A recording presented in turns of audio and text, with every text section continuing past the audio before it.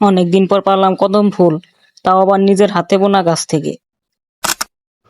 আসসালামু আলাইকুম এভরিওয়ান, কি অবস্থা সবার? আশা করি সবাই ভালো আছেন। আমি আল্লাহর রহমতে ভালো আছি। আমাদের বাড়ির কদম গাছে কদম ফুলে ভরে উঠেছে।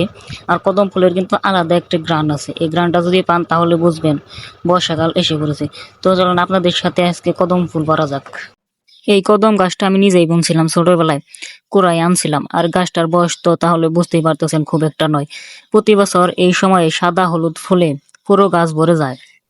এমনিতেও কদম ফুল আমার কাছে ভালোই লাগে, এর সুন্দর একটি ঘ্রাণ। আর গাছটার নিচে আসলে পরে কদম ফুলের একটি ঘ্রাণ পাওয়া যায়। আর বেশিরভাগ মানুষই তো কদম ফুল পছন্দ করেন। আর কদম ফুল যেহেতু বর্ষাকালে ফুটে, তো বৃষ্টির কারণে ফুলগুলো যেন কিরকম হয়ে গেছে। বৃষ্টি যদি না থাকতো তাহলে আরো ভালো লাগতো, কিন্তু কদম ফুল যেহেতু বর্ষাকালে ফুটে, তবুও কিন্তু ফুলগুলো অনেক সুন্দর ছিল। আর দেখতেই পাচ্ছেন। আর আজকের ভিডিও এই পর্যন্ত। ভিডিওটি ভালো লাগলে লাইক কমেন্ট শেয়ার করে পাশে থাকবেন এবং আগামী ভিডিওর জন্য অপেক্ষা করেন। ধন্যবাদ।